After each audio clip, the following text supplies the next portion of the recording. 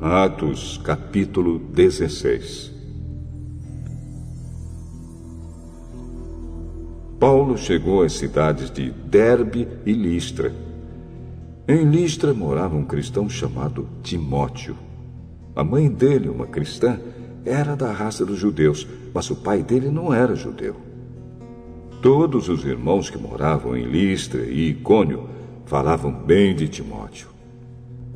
Paulo quis levá-lo consigo e por isso o circuncidou, pois todos os judeus que moravam naqueles lugares sabiam que o pai de Timóteo não era judeu.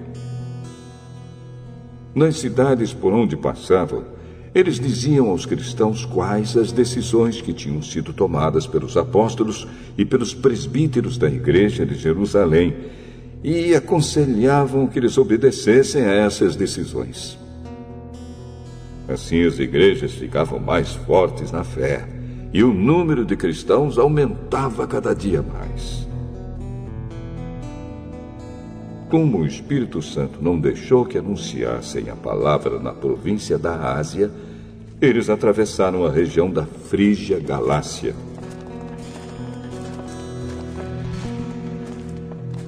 Quando chegaram perto do distrito da Mísia, tentaram ir para a província da Bitínia, mas o Espírito de Jesus não deixou. Então atravessaram a Mísia e chegaram à cidade de Troade. Naquela noite, Paulo teve uma visão. Ele viu um homem da província da Macedônia que estava de pé e lhe pedia: venha para a Macedônia e nos ajude. Depois dessa visão, nós resolvemos partir logo para a Macedônia, pois estávamos certos de que Deus nos havia chamado para anunciar o Evangelho ao povo dali. Nós embarcamos em Troade e fomos diretamente para a ilha de Samotrácia. No dia seguinte, chegamos ao porto de Neápolis. Dali fomos a Filipos, que é uma cidade do primeiro distrito da província da Macedônia, e também Colônia Romana, onde ficamos vários dias. Nos sábados saímos da cidade e fomos para a beira do rio, pois pensávamos que ali devia haver um lugar de oração para os judeus. Sentamos e começamos a conversar com as mulheres que estavam reunidas lá.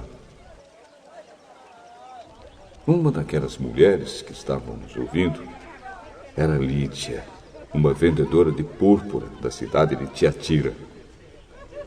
Ela adorava a Deus e o Senhor abriu a mente dela para que compreendesse o que Paulo dizia. Ela e as pessoas da sua casa foram batizadas. Depois Lídia nos convidou, dizendo: venham ficar na minha casa, se é que vocês acham que, de fato, eu creio no Senhor. Assim ela nos convenceu a ficar na casa dela. Certo dia, quando estávamos indo para o lugar de oração, veio ao nosso encontro uma escrava. Essa moça estava dominada por um espírito mau que adivinhava o futuro, e os seus donos ganhavam muito dinheiro com as adivinhações que ela fazia. A moça começou a nos seguir, gritando assim: estes homens são servos do Deus Altíssimo e anunciam como vocês podem ser salvos. Ela fez isso muitos dias. Por fim, Paulo se aborreceu. Virou-se para ela e ordenou ao espírito: pelo poder do nome de Jesus Cristo, eu mando que você saia dessa moça. E no mesmo instante o espírito saiu. Quando os donos da moça viram que não iam poder mais ganhar dinheiro com as adivinhações dela, agarraram Paulo e Silas e os arrastaram até a praça pública, diante das autoridades. Eles os apresentaram a essas autoridades romanas e disseram: Esses homens são judeus e estão provocando desordem na nossa cidade. Estão ensinando costumes que são contra a nossa lei. Nós, que somos romanos, não podemos aceitar esses costumes. Aí uma multidão se juntou para atacar Paulo e Silas.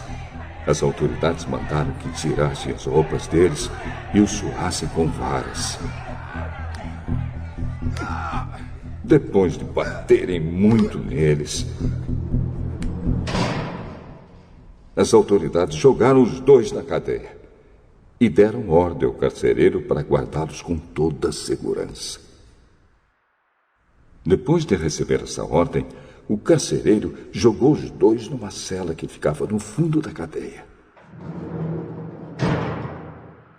e prendeu os pés deles entre 2 blocos de madeira.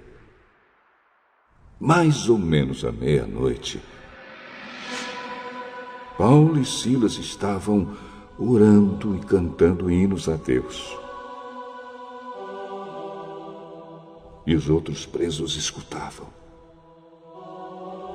De repente, o chão tremeu tanto que abalou os alicerces da cadeia. Naquele instante, todas as portas se abriram e as correntes que prendiam os presos se arrebentaram. Aí o carcereiro acordou. Quando viu que os portões da cadeia estavam abertos, pensou que os prisioneiros tinham fugido. Então, puxou a espada e ia se matar. Mas Paulo gritou bem alto: "Não faça isso! Todos nós estamos aqui!" Aí o carcereiro pediu que lhe trouxessem uma luz. Entrou depressa na cela e se ajoelhou, tremendo, aos pés de Paulo e Silas. Depois levou os dois para fora e perguntou: Senhores, o que devo fazer para ser salvo? Creia no Senhor Jesus e você será salvo, você e as pessoas da sua casa. Então eles anunciaram a palavra do Senhor ao carcereiro e a todas as pessoas da casa dele. Naquela mesma hora da noite, o carcereiro começou a cuidar deles, lavando os ferimentos da surra que haviam levado. Logo depois, ele e todas as pessoas da sua casa foram batizados. Em seguida, ele levou Paulo e Silas para sua casa e lhes deu comida. O carcereiro e as pessoas da sua casa ficaram cheios de alegria, porque agora criam em Deus. Quando amanheceu, as autoridades romanas mandaram alguns policiais com a seguinte ordem para o carcereiro: "Solte esses homens." Então o carcereiro disse a Paulo: As autoridades mandaram soltá-lo. Pode ir embora em paz. Mas Paulo disse aos policiais: Eu e Silas somos cidadãos romanos. E mesmo assim, sem termos sido julgados, fomos surrados em público. E depois nos jogaram na cadeia. E agora querem nos mandar embora assim, em segredo? Isso não. Que as próprias autoridades romanas venham aqui e nos soltem. Os policiais foram contar às autoridades romanas o que Paulo tinha dito. Quando as autoridades souberam que Paulo e Silas eram cidadãos romanos, ficaram com medo e foram pedir desculpas a eles. Então os tiraram da prisão e pediram que fossem embora da cidade. Paulo e Silas saíram da cadeia e foram para a casa de Lídia. Ali encontraram-se com os irmãos, animaram a todos e depois foram embora.